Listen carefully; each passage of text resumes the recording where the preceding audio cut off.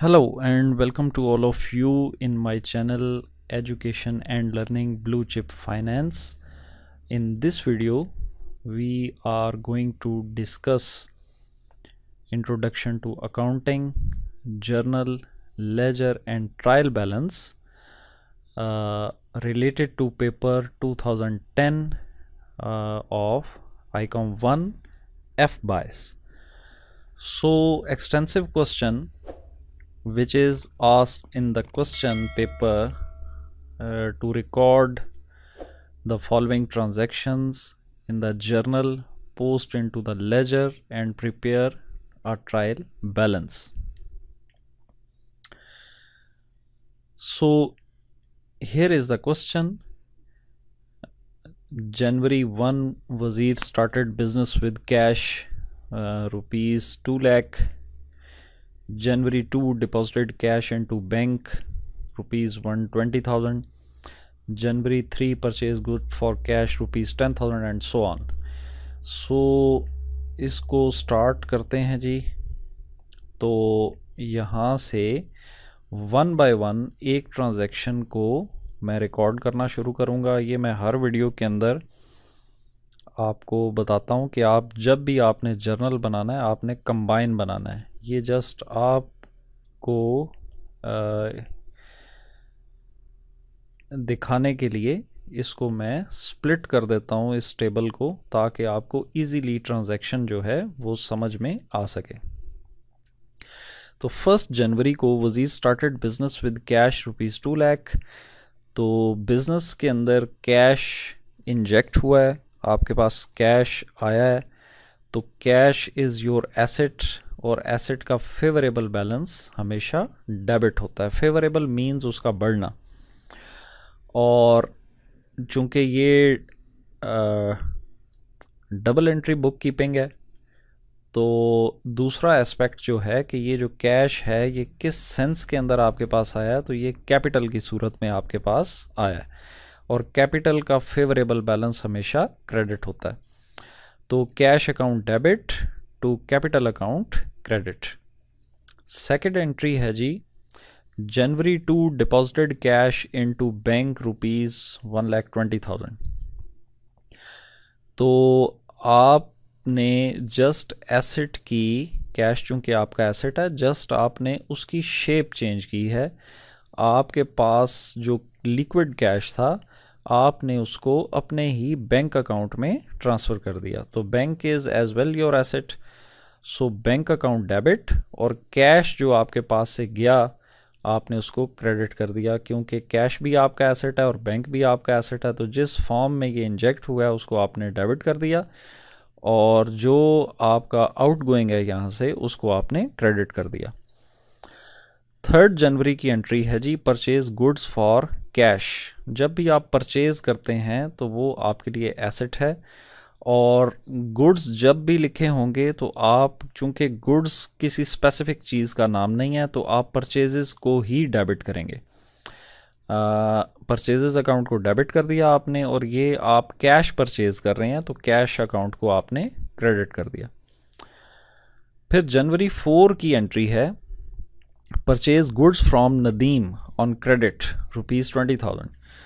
तो once again purchases account आपका debit हो जाएगा और नदीम जिससे आपने क्रेडिट के ऊपर ये गुड्स बाय किए हैं उसको पे करना आपके ऊपर लायबिलिटी है। इसकी वजह से आपकी लायबिलिटी इंक्रीज़ हुई है और लायबिलिटी का फेवरेबल बैलेंस हमेशा क्रेडिट होता है। तो नदीम अकाउंट आपके पास क्रेडिट हो जाएगा 20,000 से।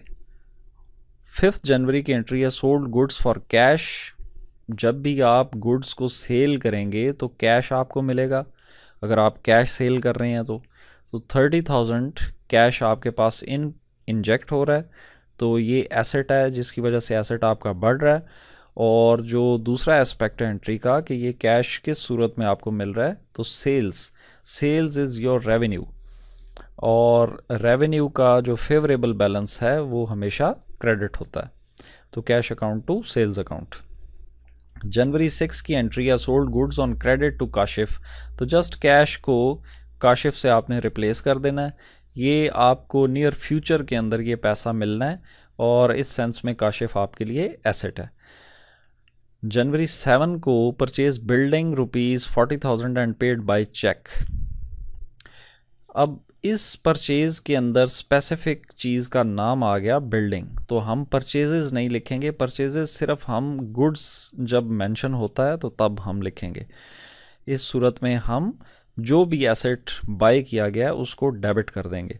तो बिल्डिंग अकाउंट आपका डेबिट हो जाएगा और आप ये थ्रू चेक पे कर रहे हैं, जिसकी वजह से आपका बैंक अकाउंट रिड्यूस हो जाएगा। तो बैंक अकाउंट को आपने क्रेडिट कर देना है 40,000 से। जनवरी 8 पेड सैलरीज इन कैश ₹10,000। तो salaries is your expense, expense का भी फेवरेबल बैलेंस डेबिट होता है। यानी कि एसेट्स और एक्सपेंस ये दो चीज़ें ऐसी हैं कि जब भी ये बढ़ेंगे हमेशा डेबिट होंगे और जब भी ये कम होंगे हमेशा क्रेडिट होंगे। जबकि बाकी जो तीन चीज़ें हैं, लायबिलिटीज़, कैपिटल और रेवेन्यू या इनकम, ये तीन चीज़ें जब भी बढ़ेंगी ये क्रेडिट होंगी और जब भी कम होंगी ये डेबिट होंगी। तो सैलरीज आपने कैश में पे की, तो कैश आपका एसेट है। एसेट जब भी आपके पास से जाएगा रिड्यूस होगा, हमेशा क्रेडिट होगा। तो salaries account to cash. Next step is to maintain और प्रिपेयर लेजर अकाउंट्स। तो आपने सबसे पहले तो देख लेना है कि कितने अकाउंट्स यहाँ पे बनेंगे। एक आपके पास बनेगा जी कैश का अकाउंट, एक कैपिटल, एक बैंक, एक परचेजेस, एक नदीम, एक सेल्स, काशिफ, बिल्डिंग और सैलरीज। यानी ये सारे अकाउंट आपने बनाने हैं। और मेजर इम्पॉर्टेंट चीज़ जो है वो आपको जर्नल एंट्री आपकी करेक्ट होनी चाहिए। लेजर अकाउंट बनाना कोई इतना मुश्किल काम नहीं है। Date particular amount debit side पे और date particular amount credit side पे। और अब हम एक दो अकाउंट बना के देखते हैं। जैसे फर्स्ट ऑफ ऑल कैश को अगर हम लें तो 1 जनवरी को कैश डेबिट हो रहा है और अगेंस्ट इसके कैपिटल है। तो जब भी आप किसी चीज़ का अकाउंट बनाएं तो उस टाइटल को आपने बीच में नहीं लिखना, बल्कि उसका जो अपोजिट एस्पेक्ट है उसको हमने लिखना है। तो कैश पहले तो यहाँ पे डेबिट हो रहा है, तो लेजर में हम डेबिट में कैपिटल लिखेंगे 2 लाख से 1 जनवरी को। तो कैश 1 जनवरी डेबिट के अंदर हमने कैपिटल लिख दिया 2 लाख। उसके बाद जो 2 जनवरी की एंट्री है उसमें कैश क्रेडिट हो रहा है, बैंक डेबिट हो रहा है। तो हमने क्रेडिट में बैंक लिख देना है 120,000 से और क्रेडिट में हमने बैंक लिख दिया 120,000। उसके बाद जो आपकी 3 जनवरी की एंट्री है उसमें कैश क्रेडिट हो रहा है और उसके अगेंस्ट डेबिट में परचेजेस है। तो 3 जनवरी में हम क्रेडिट में परचेजेस लिख देंगे।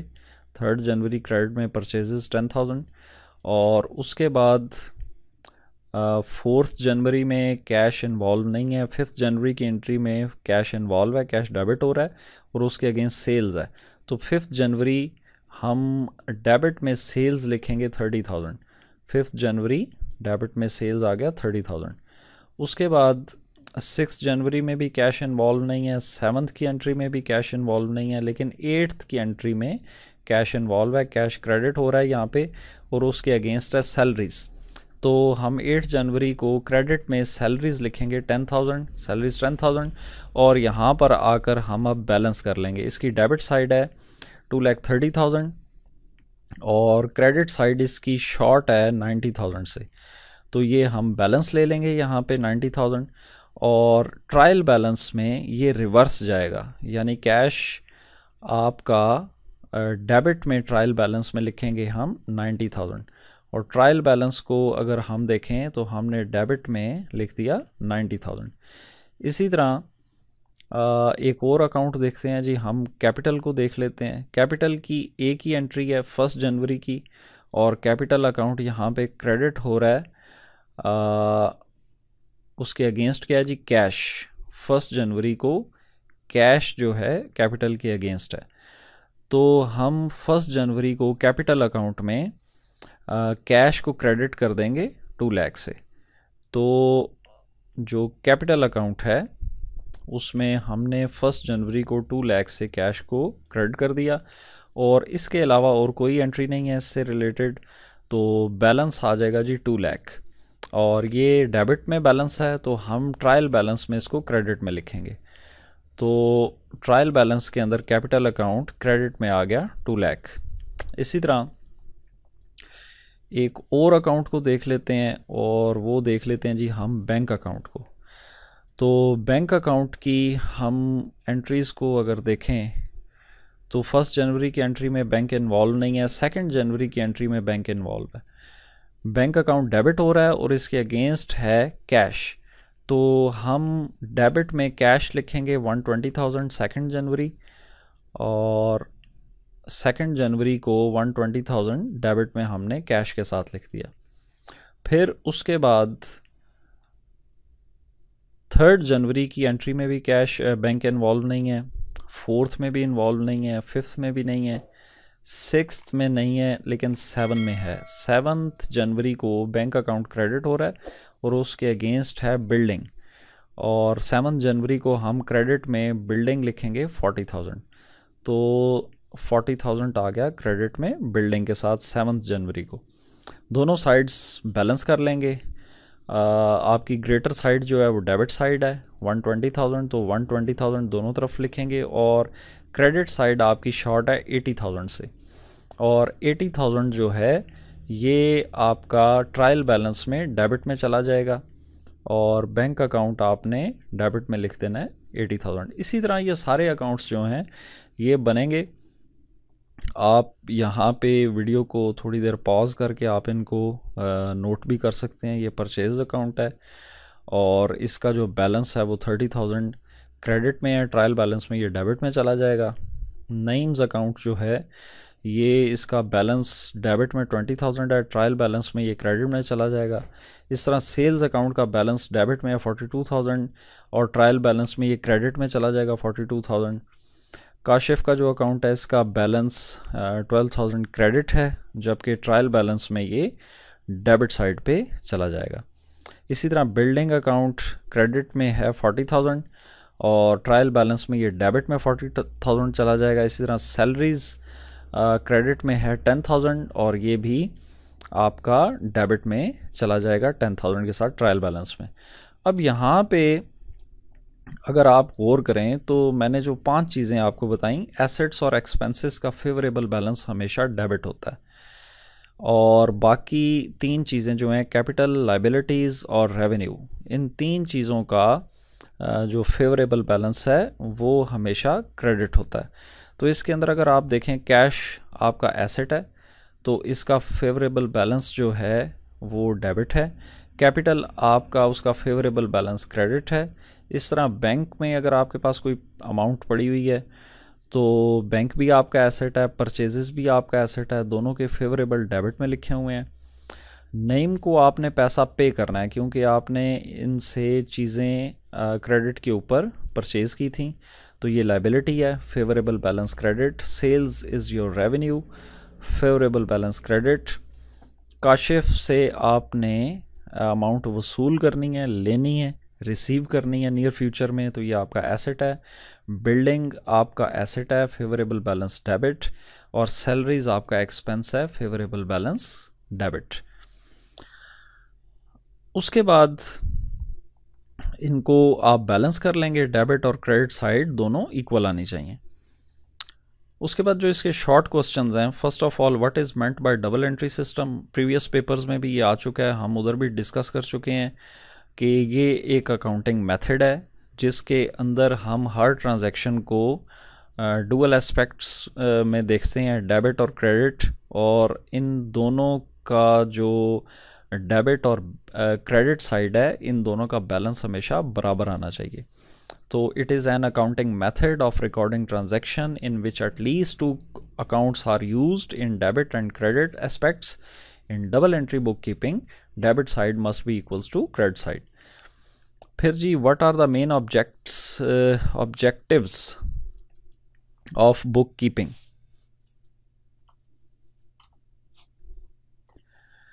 तो बुक कीपिंग के ऑब्जेक्टिव्स जी सिंपल, चाहे सिंगल एंट्री बुक कीपिंग हो या डबल एंट्री बुक कीपिंग हो, उसका फर्स्ट जो ऑब्जेक्टिव होता है वो तो ट्रांजैक्शन को रिकॉर्ड करना होता है। दूसरा जो ऑब्जेक्टिव है कि उसको ट्रांजैक्शन जो आपने रिकॉर्ड की है वो कंप्लीट होनी चाहिए, हर एस्पेक्ट से एक्यूरेट होनी चाहिए, लॉजिकल उसकी मीनिंग होने चाहिए कुछ ना कुछ, चाहे वो सिंगल एंट्री है चाहे डबल एंट्री है। और थर्ड ऑब्जेक्टिव जो है उसको आप एरर्स या मे बी फ्रॉड जो हैं उनको डिटेक्ट करने के लिए ट्रांजैक्शन का होना बहुत ज़रूरी है।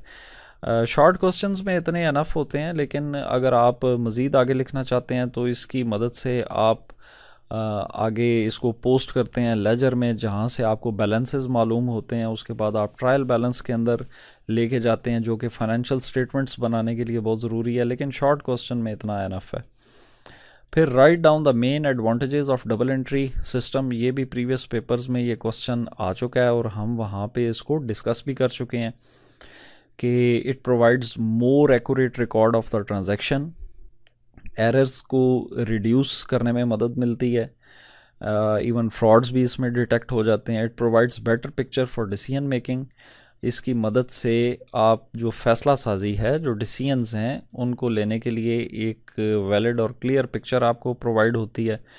और it provide the more comprehensive record of the business, revenues expenses records, provide profit और लॉस फिगर्स एक्यूरेटली। ज़ाहिर है कि जिस वक्त आप इनसे हासिल शुदा बैलेंसेस से आप ट्रायल बैलेंस बनाते हैं और उसकी मदद से आगे trading profit and loss account बनाते हैं, और यानी कि फाइनेंशियल स्टेटमेंट्स बनाते हैं, तो वहाँ पर जाकर आपको प्रॉफिट और लॉसेस को देखने की, आपको एक्यूरेट पिक्चर देखने का मौका मिलता है।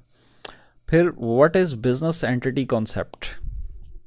तो बिजनेस एंटिटी कॉन्सेप्ट बड़ा सिंपल है जी, कि कोई भी जो बिज़नेस है, इंडिविजुअल बिज़नेस, उसकी जितनी भी फाइनेंशियल ट्रांजैक्शंस हैं, उन ट्रांजैक्शंस को, उस बिज़नेस की फाइनेंशियल ट्रांजैक्शंस को, उनके उस बिज़नेस के ऑनर की पर्सनल ट्रांजैक्शंस या किसी और बिज़नेस से रिलेटेड जो फाइनेंशियल ट्रांजैक्शंस हैं उनसे बिल्कुल अलग रखना चाहिए।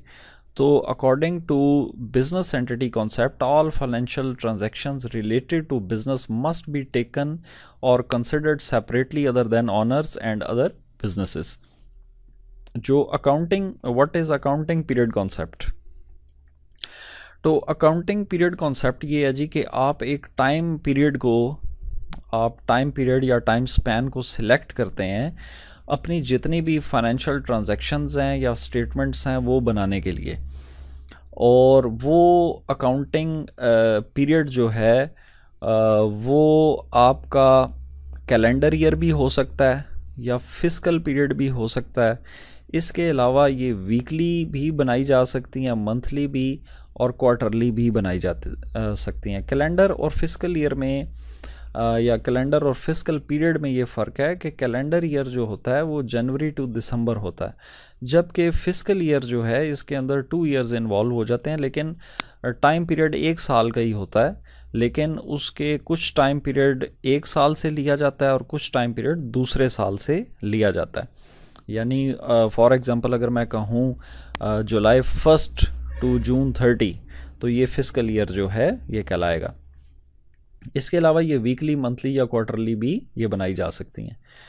फिर आपका 6th क्वेश्चन है जी, इसके अंदर state the formula of accounting equation. तो अकाउंटिंग इक्वेशन जो है ये हमेशा बराबर होती है assets equals to liability plus owners equity. Explain the term personal, real and nominal account. ये क्वेश्चन भी पहले आ चुका है, ये दोबारा रिपीट हो रहा है। 3 मेजर टाइप्स, क्लासिकल जो अप्रोच है अकाउंट्स की, उसमें 3 मेजर क्लॉजेज हैं। फर्स्ट क्लॉज है आपकी personal account.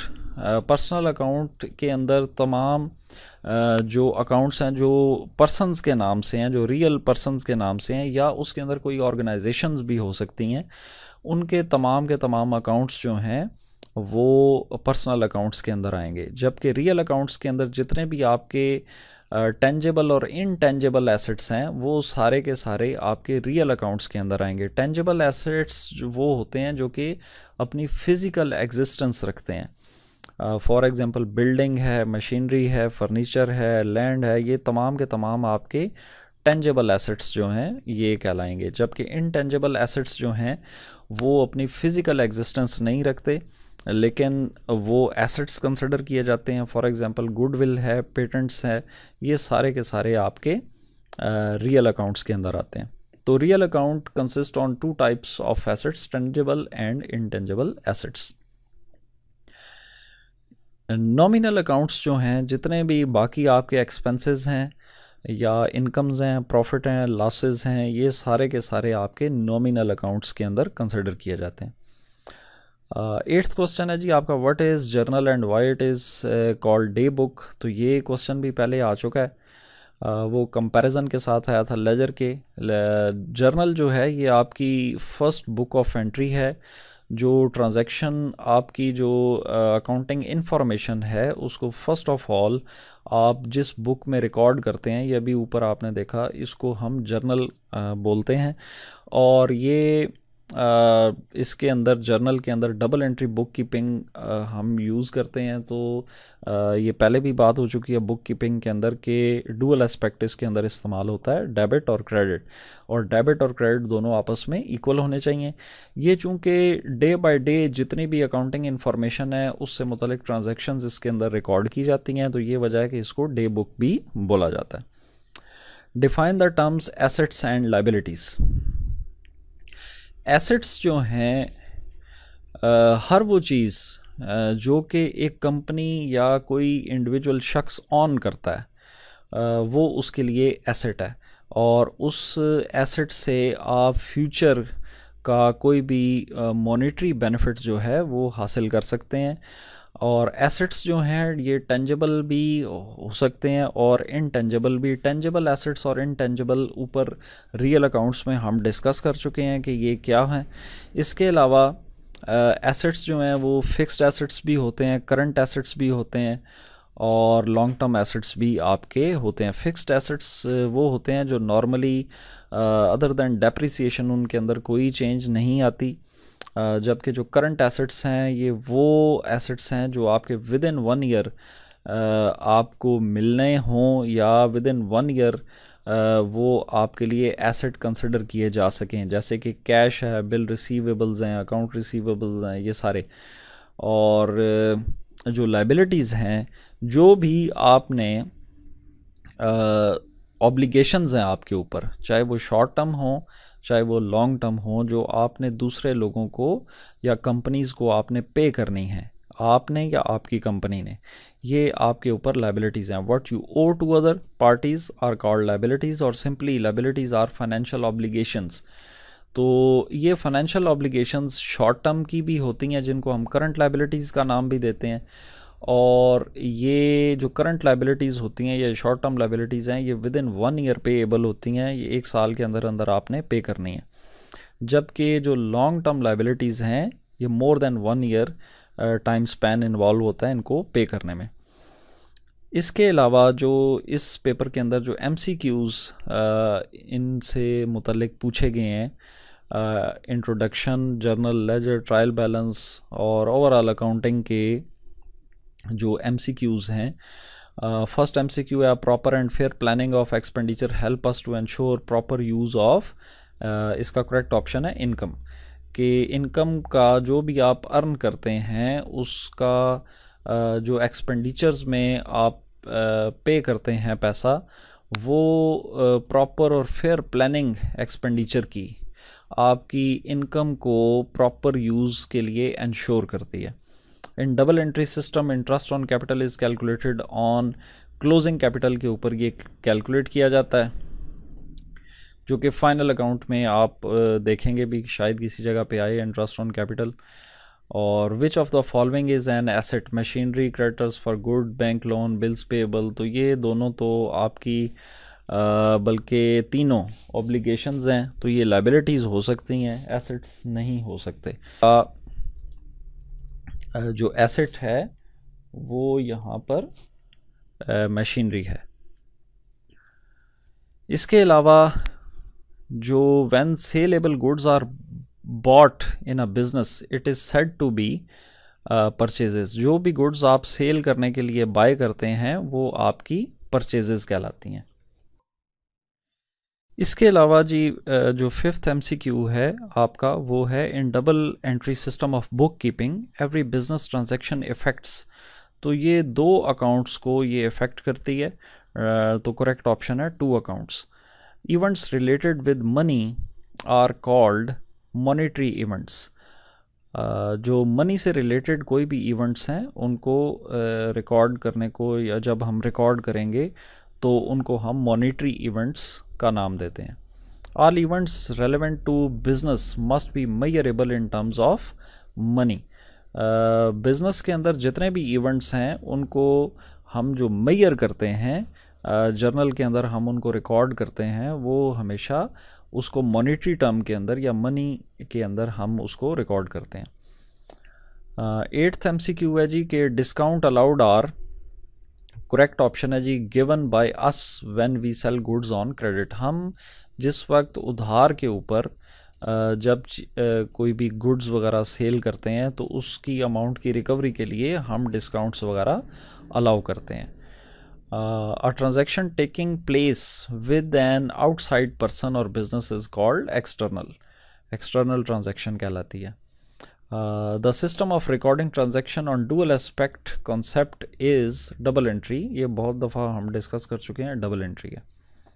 The accounting equation is based on, ये भी dual aspect concept जो है उसके ऊपर जो अकाउंटिंग इक्वेशन है, जो कि assets equals to liabilities plus owners equity, तो ये डुअल एस्पेक्ट के ऊपर, इस कॉन्सेप्ट के ऊपर इस इक्वेशन को बनाया जाता है।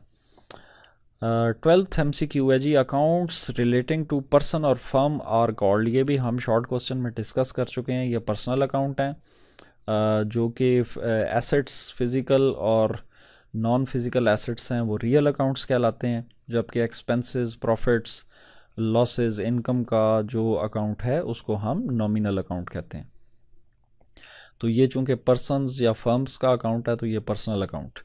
Real accounts are related to assets. Cash account is concerned with, चूंकि ये कैश भी आपका एसेट है तो ये रियल अकाउंट कहलाएगा। फिर उसके बाद 15th एमसीक्यू है जी कि a purchase of furniture for cash should be debited to furniture account. इसकी जर्नल एंट्री अगर आप देखें, फर्नीचर आप परचेज करेंगे तो क्या करेंगे, furniture account to cash account, furniture debit होगा और कैश क्रेडिट होगा। और उसके बाद the amount of salary paid to Imran should be debited to dash account. सबसे पहले जर्नल एंट्री इसकी आप बनाएं कि आप सैलरी पे कर रहे हैं तो आप क्या एंट्री करेंगे, salaries account to cash account. तो डेबिट आप इसके अंदर किसको करेंगे, सैलरीज अकाउंट को। तो ये था जी आपका 2010 का पेपर, और एक बड़ा ह्यूज प्रोपोर्शन जो है इसमें introduction to accounting, journal ledger and trial balance का पूछा गया है। नेक्स्ट वीडियो के अंदर हम 2011 के पेपर को डिस्कस करेंगे और उसमें extensive question, short question including MCQs वगैरह सब कुछ डिस्कस करेंगे। अगर आप समझते हैं कि ये वीडियो आपको या ये टॉपिक्स आपकी हेल्प करते हैं तो प्लीज़ चैनल को सब्सक्राइब करें और लाइक और शेयर करें, और नेक्स्ट वीडियो के अंदर हम मज़ीद आगे डिस्कस करेंगे। Till then take care of yourself and other persons around you. Thank you.